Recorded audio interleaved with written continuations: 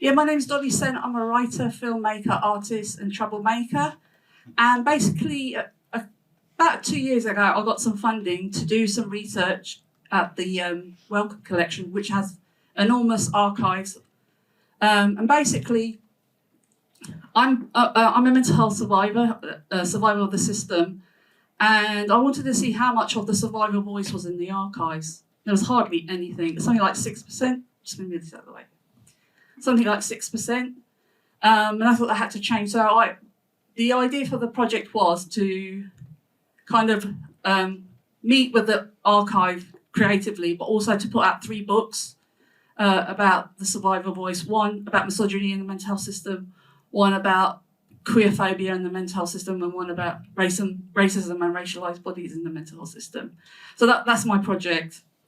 And being a gay person, I thought let's find out how gay people were treated historically, and this is basically the outcome of that. So what I'm going to do is talk about my research, and then we maybe have a discussion or a quick Q&A. But at the end, we are going to have a little bit of a quiz show. There are, prizes galore. There is this really awesome book called Am I Normal? There is a Fanny notebook. There is I Help the Normal stickers, if you would like. There's some badges having existential crises. So that's for later. So I am queer in the head. And that's thanks to Margaret Thatcher.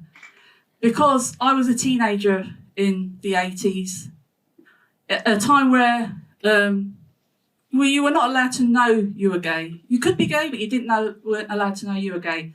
And that was thanks to Section 38. And the law is named after Section 38 of the Local Government Act 1988. Enacted on the 24th of May 1988, the amendment stated that a local authority should not intentionally promote homosexuality or publish materials with the intention of promoting homosexuality. That meant, well, basically, let's go back a little bit. I came from my mum's Scots-Irish, my dad is Indian, and I was in a very strict Christian house. I didn't know what gay was, but I had an attraction to women. All I heard from, about gayness in the media was people like, the tennis player, I forget her name, Billie Jean King, and my dad just, saying she was a whore and stuff. And any gay character was just belittled, either on the media or within the family. And I've got a few family members in my family who have said to me before I came out and after that gay people should be lined up and shot. So that's the kind of the background I had. So I would have loved to have seen more people like me, or read about me, or learnt about people like me. But as a teenager in the 80s, I did not get that. So I didn't see anyone that was similar to me. Heterosexuality was compulsory. The world was heteronormative. Heteronormativity means that heterosexuality is the preferred and privileged sexual orientation in the world. And if people say that's not true, well, just imagine if you were a teenager in the 80s or 90s, would you have heard about yourself? But you would have heard your heterosexual counterparts going, oh, look at my gorgeous wedding ring. Oh, I would love to have that white dress. I would like to have 3.23 children. Oh, I'll have the mortgage. You would have seen posters with straight couples, films with straight couples, plays with straight couples. Basically, straightness was everywhere. And you were meant to feel like shit if you were not part of this world. So yeah, like I say, straights in love everywhere, on TV, cinema, ads, posters, art. People holding hands without death threats, sparkly, glittery, parental pride. Oh, look, don't they look like a lovely couple? I bet there are a lot of queer couples in the 80s who wanted that from their parents and never got it. So what did queer people get in the 80s? If they weren't, enacted violently against, they got silence. Just silence. So this is a Rorschach ink blot test, which It's very old, it's over 100 years old, and the guy who invented it was actually quite scientific about the process. But after he died, it was actually quite abused. And it was used to, and basically the psychoanalyst or the doctor would project their own stuff onto it. And this was used to see if people were queer or not. So that's the first one I'm going to show you. Right, at the time when I needed to make sense of my feelings and sexuality, what I got offered instead was repression, depression, self-hatred. Compulsory heterosexuality is not a gun to the head, really. It's more like a gun to the heart, telling, what your heart should think and be. I think, although we have come a long way since then, I'm sure a lot of straight people don't see the economic, the social, the legal, the political, the medical punishments for being anything other than straight and cisgender. Nobody understands the pressure to be straight unless they are not. I am queer in the head, and what I've learned in the many years in the mental health system is that psychiatry does not love queerness. It has never loved me, and it has never loved the many generations of queer people before me. It has institutionalised, lobotomized, castrated, over-medicated, aversion therapied, pathologized, ECT'd the head, electroshocked the genitals of people that it has deemed sick, punishment couched as treatment. There was a time when being queer was illegal, seen as sinful and treated as an illness. Judge, church and doctor standing against you. And they wonder why some queer people hate themselves. Shame is a beautiful lesson to learn as a human being. It does wonders for the soul. It gives you a loneliness that might break you. I inhabit the intersection of many things to be hated for. In part, it helped, find my madness. There's another of those. But then I found my creativity and that saved my soul. And it helped me to write my own story my way. Psychiatry is and, was and isn't interested in my story. Almost everyone in the mental health system travels it in silence, only allowed to speak with the silencer's words. They're not given the right to use their language their way, to describe their experiences and lives. I learned to shout about my story, but I want to find more stories. I looked in the archives and there were no queer voices in the dark saying, I'm okay as I am. I am allowed to love and be loved. The first research I found on homosexuality was written in 1850. It became a sickness around that time. And it has, strange stuff like the folds of the anus obliterated as indicators of how to spot a homosexual. There was even a strange belief that gay men couldn't whistle. Is there a gay man in the room that would like to whistle?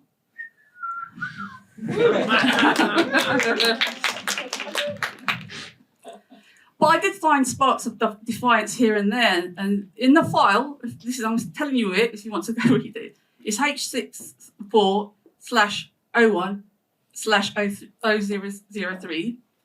There was a line in a hospital record that went, for the past year, his life has been continuously punctuated by long visits, sometimes for weeks on end, to a West End flat kept for the entertainment of perverts. He will remain there in a state of drunken bliss, arrayed in feminine clothes and adornments. And I went, yes. But what I mostly found was pathologized hearts and pathologized minds. I mean, the old version of the DSM, which is like the psychiatric Bible, lists homosexuality as at the top of their sexual deviations. It isn't there anymore, but it used to be. So, I'm going to ask you, what do you see?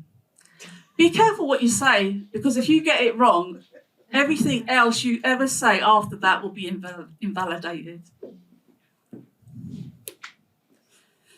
And I found some cassette tapes of a conference, and it was called the National Association of the Research and Therapy of Homosexuality in the USA. 240 mental health professionals were there to take on the problem of homosexuality. The first part of the conference used the terms like wholesale anal infections, and the future welfare of society and threat to nation. The word threat is repeated again and again.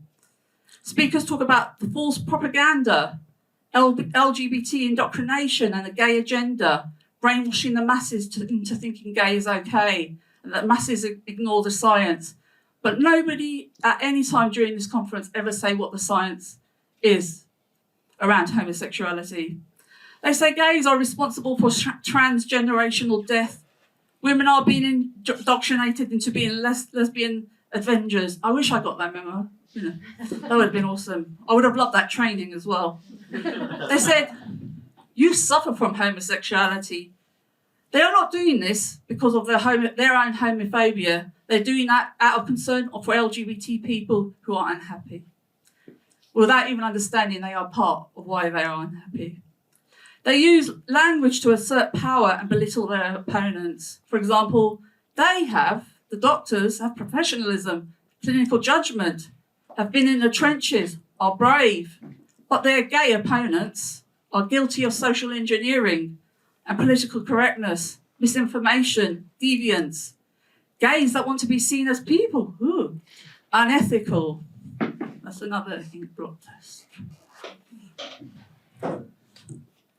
They say psychiatry departs from science when it excludes homosexuality from the DSM. In 1973, it was taken out of the DSM. But when was the DSM ever scientific? The DSM was and is just a bunch of white men around the table voting what mental illness was and isn't.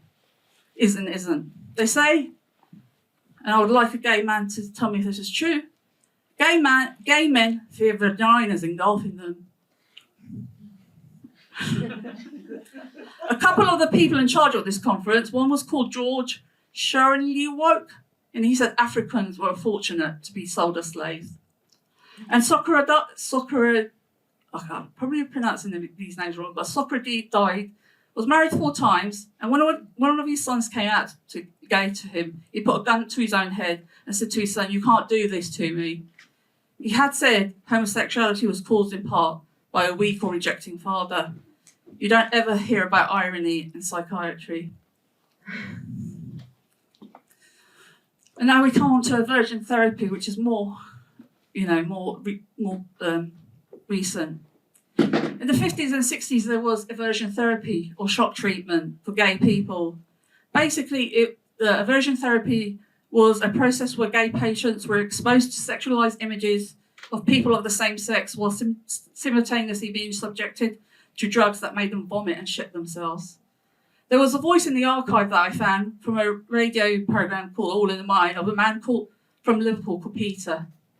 He talks of being locked in a windowless cell and being shown pictures of naked men and felt like he was being tortured when he was given an injection to induce vomiting and lack of bowel control.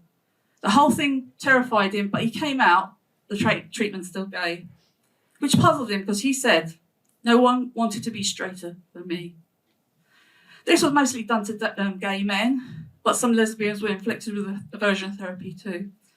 And this is a quote from one of the women. "The psychiatrist told my parents about me being a lesbian, and against my will, my mother signed a consent form for aversion therapy in the hospital. For the next 6 weeks, I was given injections to induce vomiting, and electric shocks when pictures of women came up on the screen. I was made physically ill at the sight of women doing anything. For 3 months, I felt terrible. It did put me off women. I could not face being anywhere near them. What it didn't do was make me like men." That's another ink blot.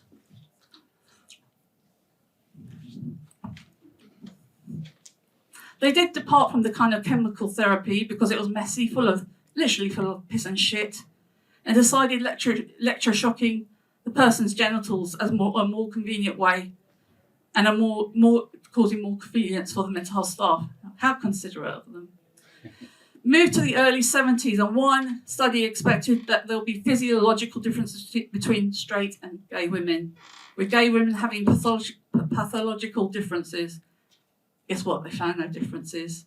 One of the women who was a specimen said, "As we all assembled in some medical centre in Bloomsbury, and we were asked to strip off. I think maybe we were allowed to keep our knickers, I'm not sure, and it was all extremely embarrassing. And somebody remarked this was the most uninhibited party they have ever been to. And we had to bring along a 24-hour specimen of urine, and they took photographs of us and measured us and measured the subcutaneous fat. And they took buccal smears, which is buccal being the inside of the cheek, apparently showing hormone levels or shows something. I don't know. It took about an hour and a half, and I think, as far as I remember, we all took a psychological test as well, answering some questions, and then we dressed up and went home. The same study, the researchers were keen to stress that the women's bohemianism, neuroticism, and difference. Significantly, the shared joke centres on the issues of undressing, highlighting the irony that the experts have innocently asked a group of lesbians to take off their clothes in front of other women.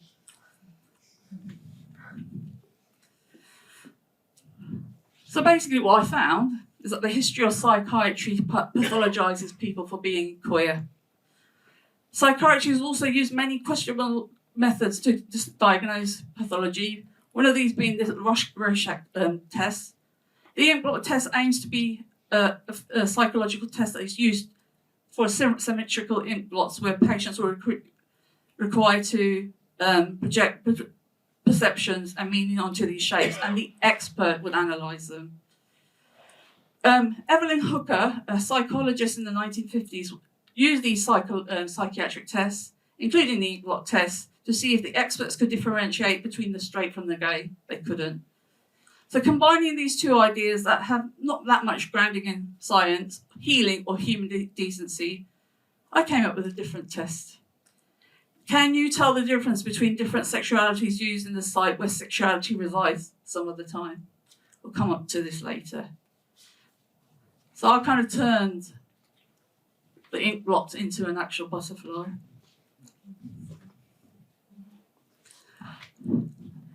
And these things look like butterflies, don't they? We don't want to be pinned down or wings owned by others. Let us fly free. The cocoon the world offers is made of nails, concrete, and broken glass. Let us go. Let us be free. We are not specimens. We have the right to spread our wings. And I'm proud to be queer. I am unashamedly queer, and I know psychiatry hates that. Most mental health professionals I have talked about heteronormativity don't even know what that means, let alone how it manifests in their work. If a queer person is looking for some kind of love from mental health services, they are going to be heartbroken every time. There are millions of broken hearts thanks to the mental health system. Even though being gay is no longer an official mental health illness, there are professionals who think that secretly. When will they realise that hatred, abuse, neglect are disorders and ugly reactions? In the meantime, I'm queer, and queer in the head at that, and I have a heart to be proud of. And until the mental health system addresses the multiplicity of oppressions, us queer people will have more heart than it will ever have. So that was my research.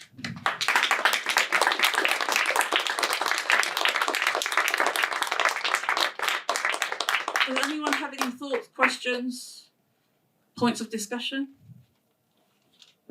You pour your heart out, thank you. It's very heartfelt. Thank you. Was any of that a surprise to people? No. No? Sadly not. No, yeah.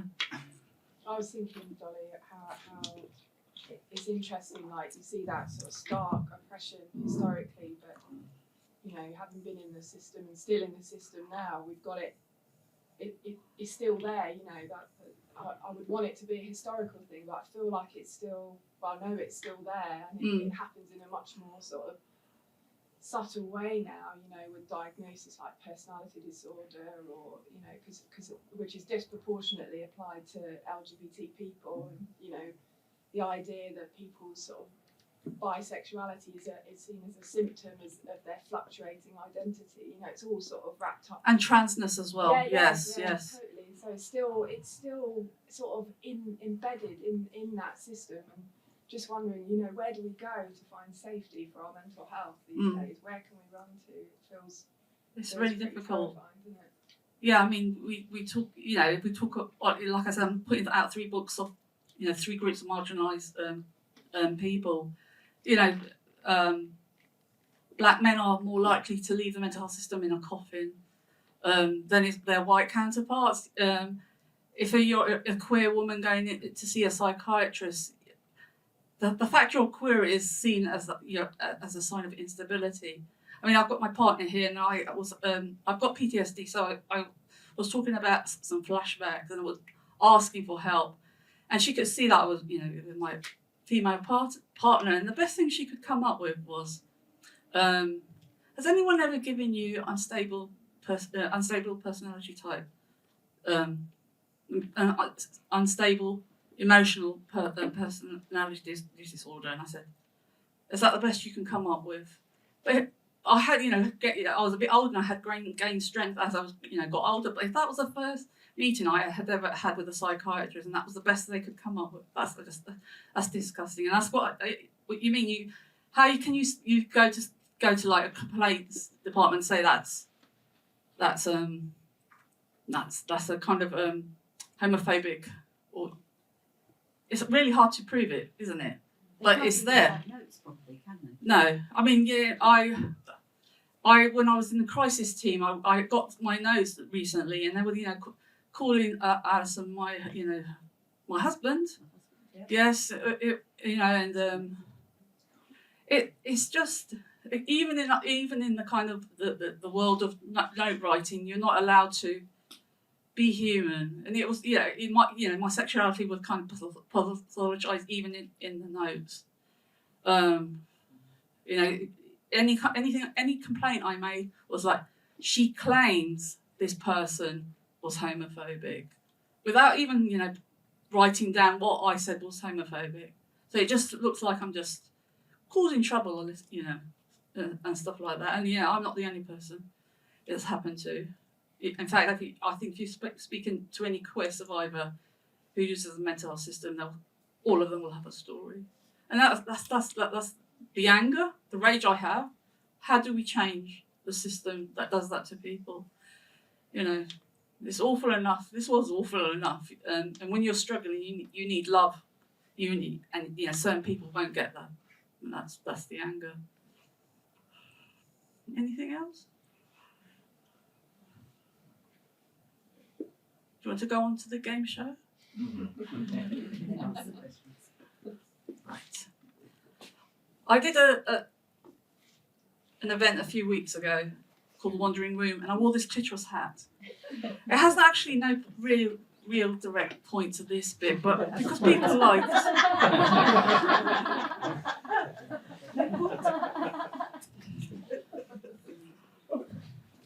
So on this table we have loads of nice prizes. Hold on, I forgot this. But let's wrong way around. I'm going to be a corny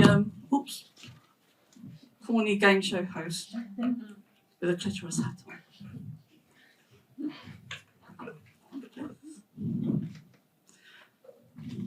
I don't like these marks. So, we need a name for our game show. I've come up with a couple of ideas, but I'm sure you guys have come up with better, and the best one can choose a prize. So I thought, whose fanny is this anyway? Who wants to be a fanny here? Blankety wank? Blind date? Would I lie to you? Anyone got any good ideas? The hip clip. Huh? The hip clip. The hip clip, that's good. But if I give you a prize to my partner, that sounds like I'm, you know. Anyone? No? Fannying around. Fannying around? Yeah, cool. Do you want to pick a prize? So basically, we've got some prizes here. The main prize is a book that the Wellcome Commission called Am I Normal? It actually talks a little bit about the idea of normality and how it doesn't exist and how it's used against people. You know, people think, oh, no, you know, who's normal? But actually, if you're not seen as normal, you know what the power of normality. And actually, this book talks about the political power of normal. So this is the main prize, and this will go to the person who correctly identifies 5 fannies to be the sexuality it declares itself to be. So anyone want to come up and tell me if this is a bi one, a straight one, a pan one, an asexual one? Are you shy? All right. Which one's the straight one? There's one straight one. 8. 8. Do you know that's quite funny because before the event started, this had no stickers, and the man felt bad. That There was you go. me. Yeah. You decided to add a sticker, and I thought it's quite interesting because this one obviously has quite a lot of hair, and people assume. I think there's some assumption that us lesbians don't shave, and some do, some don't. But this has gotten to. But actually no, this is not a straight one. Anyone want another guess? Oh, by the way, I was not making a scientific diagnosis. No, I know I just felt that it needed some love. Of course, and I'm glad you gave it that love. Thank you very much. Who said number 5? Let's see. Definitely not. Definitely not. Oh, is it yours?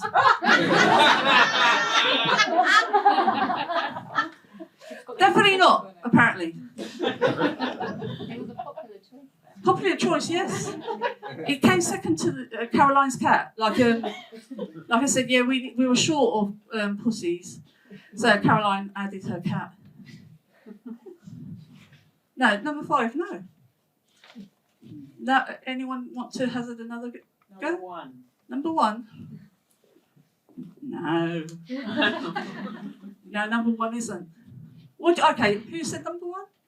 If I say it's not straight, I'll give you a second chance. I'd say number 6. No.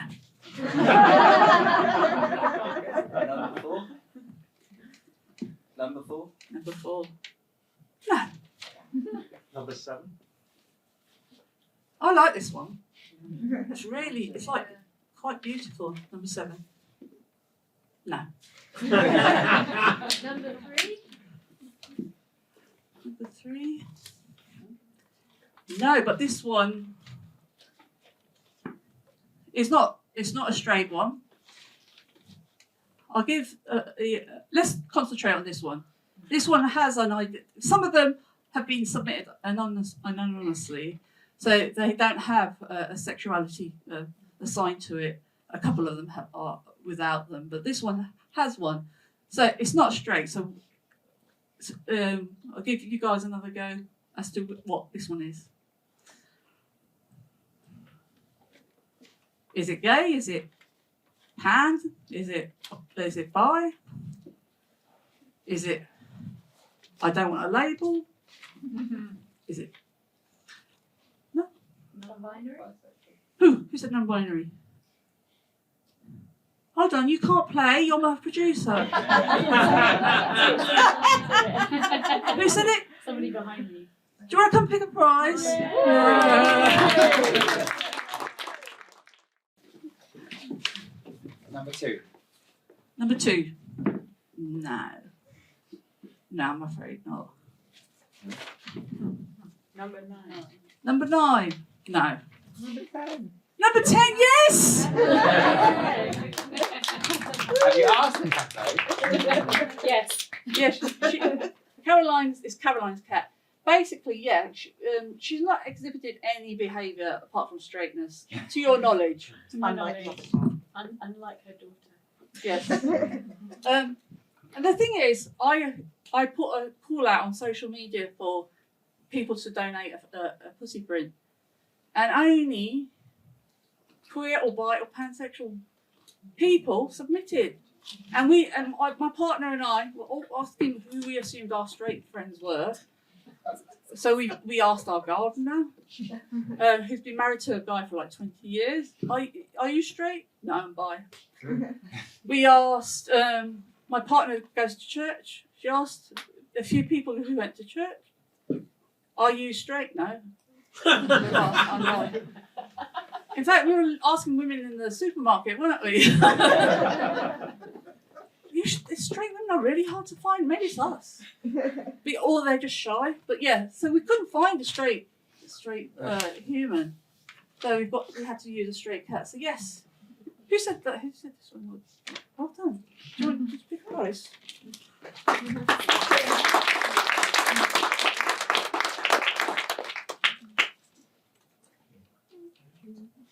I'd like to hear if people are happy to share their stories of similar kind of experiences in the mental health system, or inversely if they've met with good practice. That would be cool as well. But yeah, so where were we? That one's straight. That one's non-binary, queer. So there's these two that have got ones assigned, and this one. So let's start with this one. Number 9.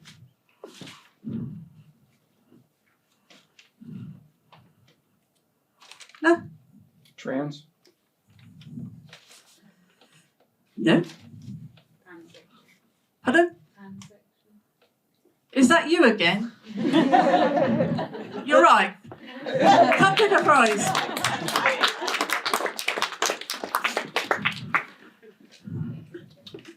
Yeah, the idea, there is a serious idea behind it that some of these you can't really tell because they're just, you don't see the whole person.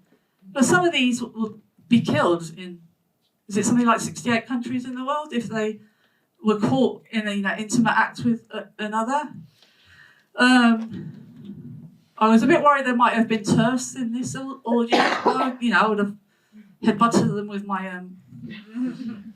headgear. But yeah, there is such hatred towards people just because of this. What's in their pants, in their knickers. I mean, really, is a straight orgasm better than a gay one? Why? No. Is more righteous than is a straight orgasm more righteous than a queer one? Yeah, it's just mind blowing. So yeah, actually, let's go with which one of these fannies are legal in. Oh, we've already done the straight one, haven't we? There isn't it. So can I just have a little bit of a time check? Oh, we've done. Okay. 7 minutes past. I would like a little bit more of a discussion, if that's okay. I'll just grab a seat. Why sit here though? I'll just grab it.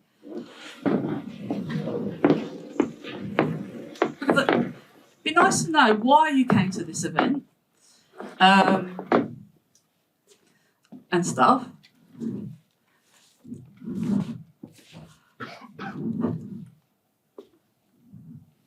Or you could just sit here quietly. I think, Or you could. Oh, sorry. yeah, I think for me, my experiences, so I was born in the late 80s, and in the last 3 years, we've seen tremendous change, and I've never felt more accepted by a wider society.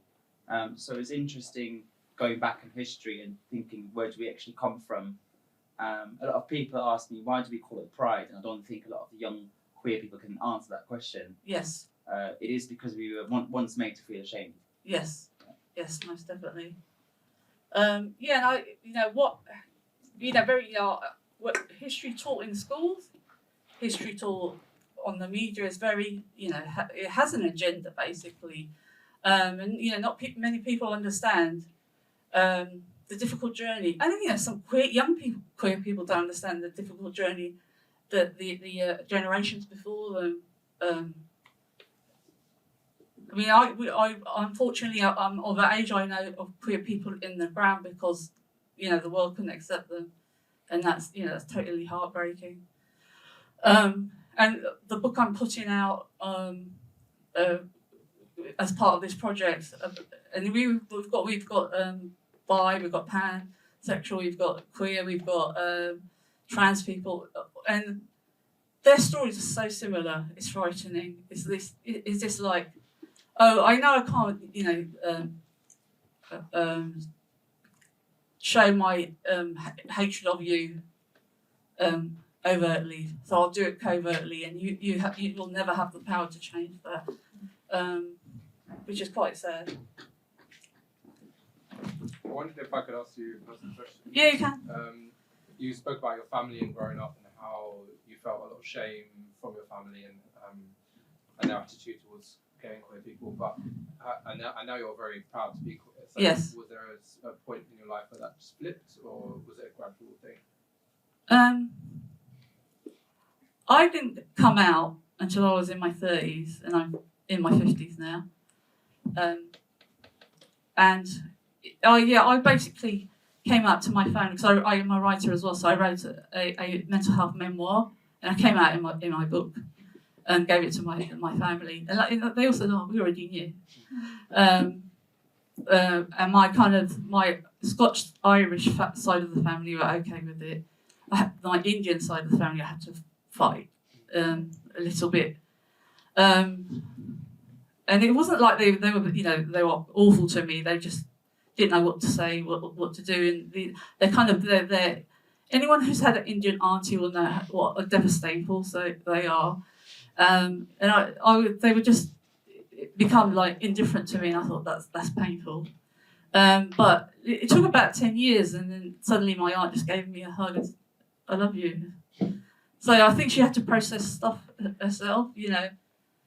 Nobody. We live in a system that doesn't. You're like I said. Society is heteronormative. You are taught to be straight. You are taught to be straight. And even though we're living in more kind of accepting times, there's still a long way to go.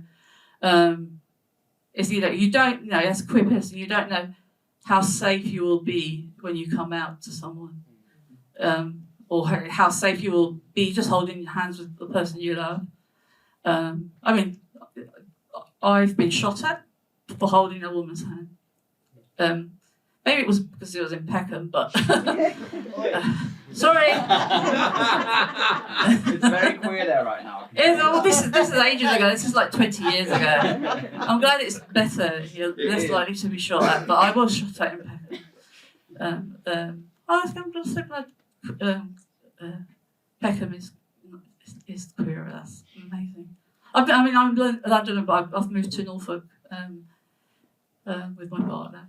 I am a Londoner at heart. Yes.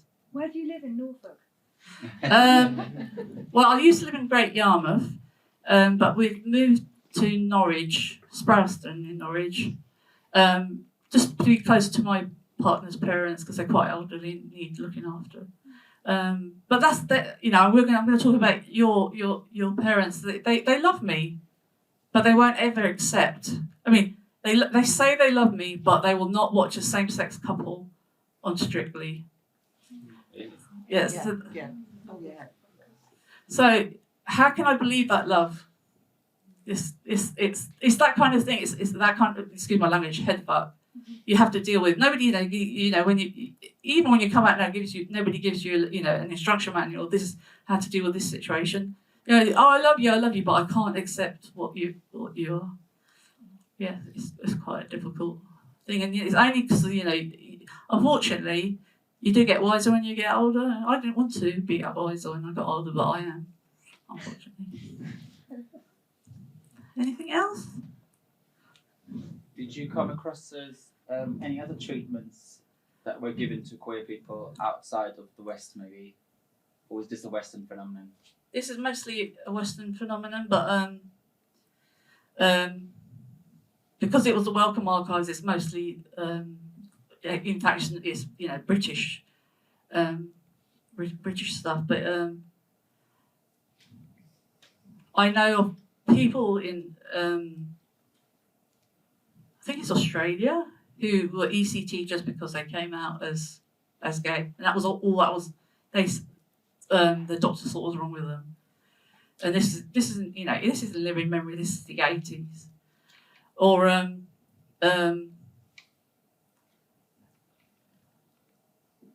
I do because of the many decades of medication I don't have a great memory, so that's why I need notes. But yeah, there was this is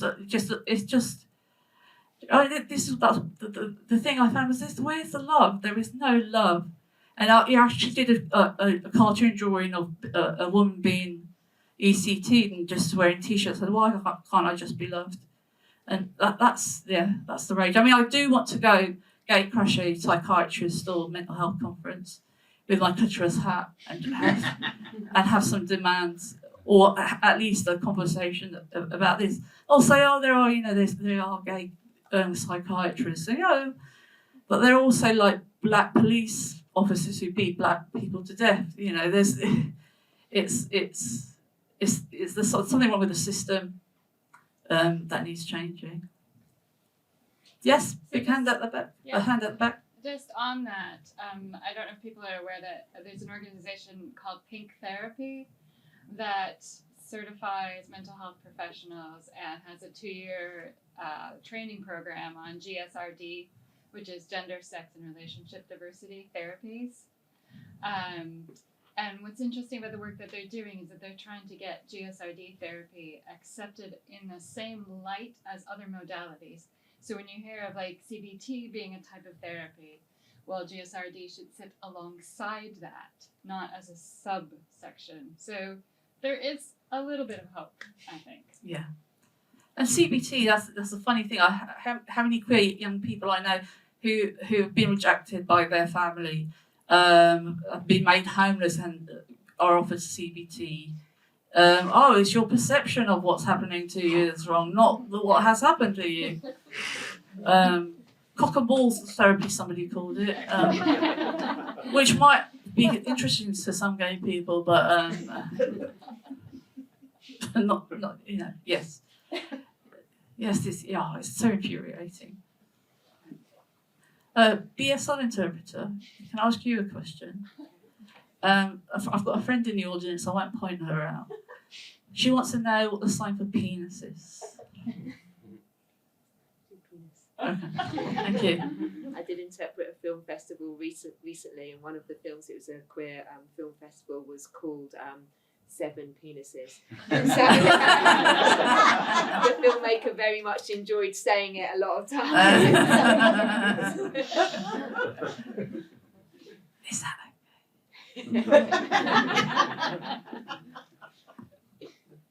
anyone got a funny story so we don't all go home feeling sad? Funny story or funny story?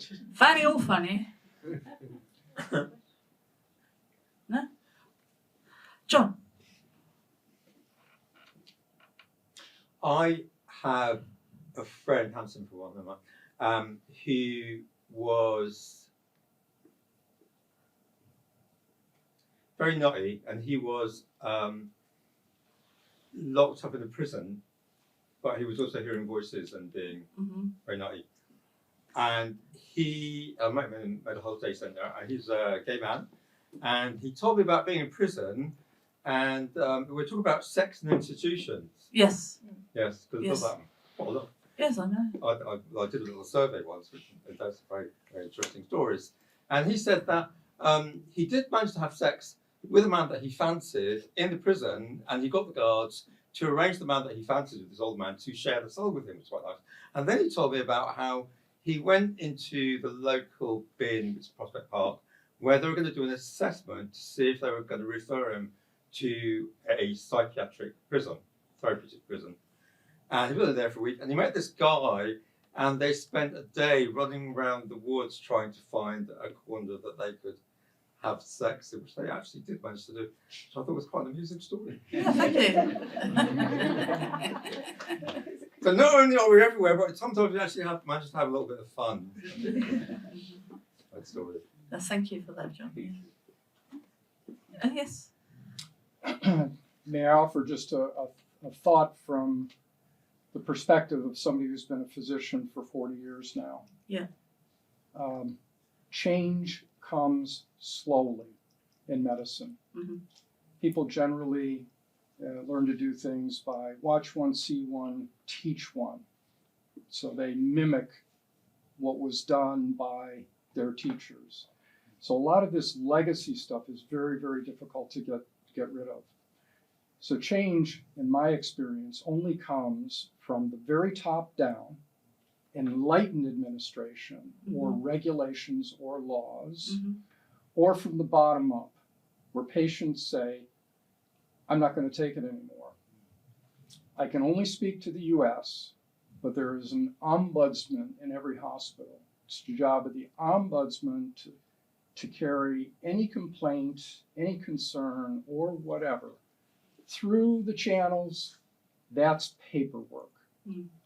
You don't want to be, as a physician, somebody who gets a complaint that's gone all the way through the ombudsman, several levels of administration, then down through your department chairman to you. I have found that people change behaviors when people who have felt that they are powerless actually use the system with a loud voice. Yes. So I would suggest in the States, we have the ability to move between providers. And what I tell patients is that if you don't like your physician for whatever reason, fire him, fire her, okay? And move on to another one. And NHS may be more difficult, but again, have a voice. Well, administrator says, well, why are you saying this? How easy is I it wasn't treated with respect. How easy is it to do that though, when the ombudsman is kind of within the system that you're trying to That's fight? right. The ombudsman is, if it's done right, is like a jurist, okay? Is on nobody's side, takes that information, a quote unquote neutral person. So if you don't have it here, then you should. I came up with an idea. In the NHS, there are people with lanyards that have, there's a rainbow lanyard to say they are LGBTQ plus friendly. And I thought, well, actually, it's not always true that they are friendly, because I have been asked, how hard is it to say, is your partner with you, rather than, is your husband with you? How hard? But anyway, I got that from people wearing lanyards, but I thought, no, that's not the right way to do it. Those who are homophobic or transphobic or racist or whatever should wear a lanyard saying, I am a bigot. So we know. And the whole world around them knows. And I think that maybe change behaviour a little bit. Might do that. So if you see me, kind of trying to put together a petition to do this, I would like your support. But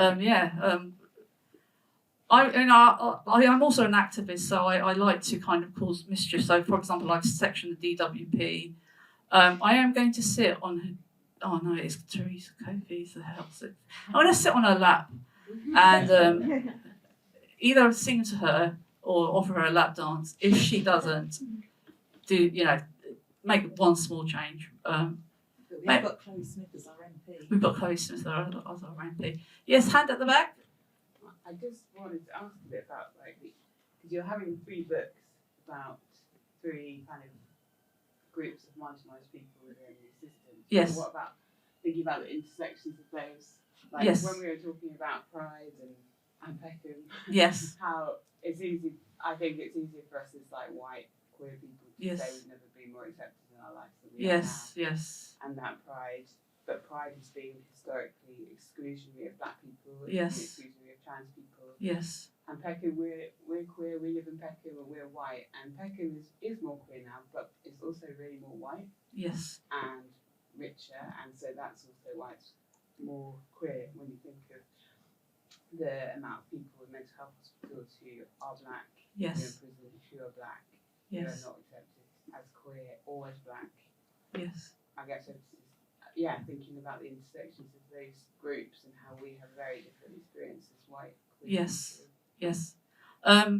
We found people talked about their intersectionality in the books, but they just focused on, like, for example, an incident that around kind of misogyny or racism. It was just like, they're talking about a certain subject area, but almost everyone wrote about their intersectionality. And yeah, the black and brown people, queer people who write in our books have got a very different story to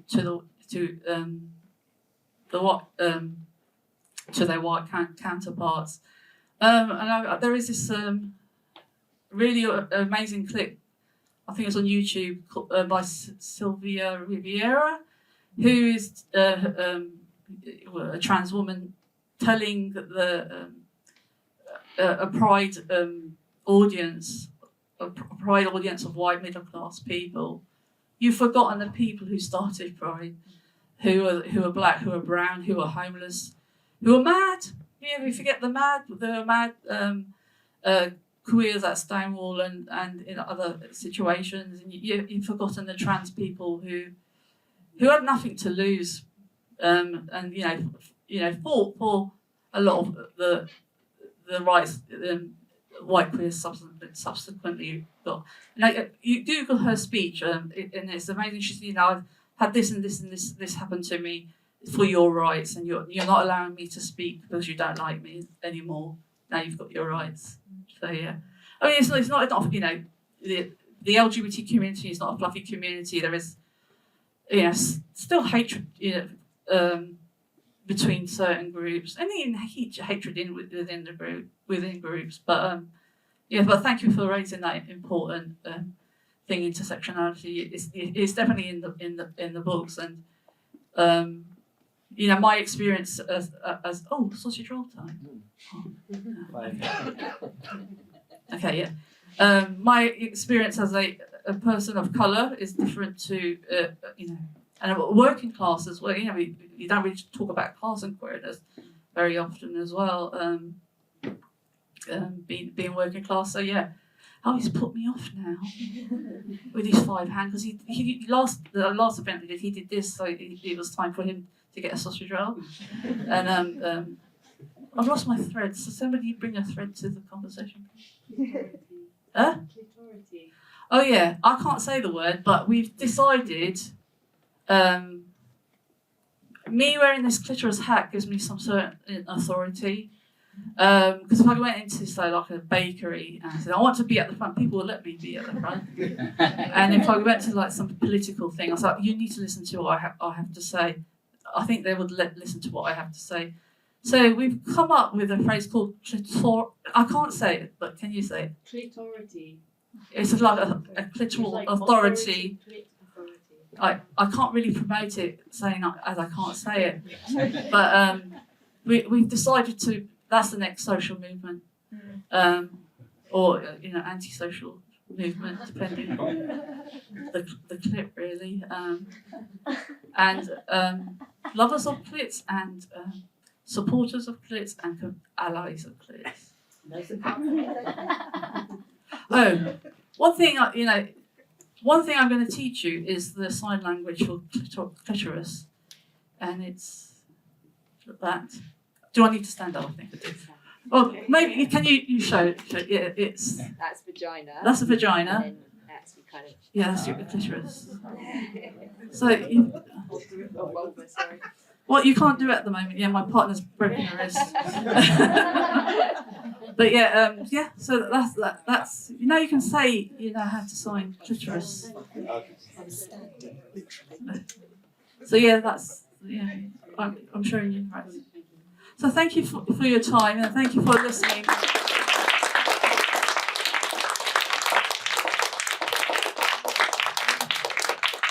Thank you for listening to the kind of stuff I found in the archives here. And I want Delight in 100 years' time to have much truer stuff and more voice, the survivor voice there, and and the power shifted away from the medical professionals and into survivors' hands. So thank you. If anyone wants to stroke my clitoris, you can. I'll put on the table so you don't feel bad.